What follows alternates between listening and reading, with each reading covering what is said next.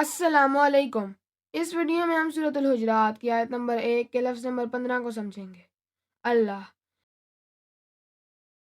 اس کلمے کو اگر توڑا جائے تو یہ الف لام اور الہ پر مشتمل ہے۔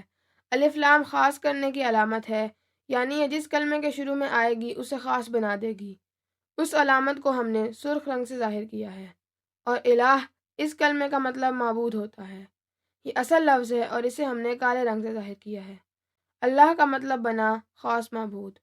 اردو میں ہم اس خاص معبود کے لیے اللہ کا لفظ ہی استعمال کرتے ہیں۔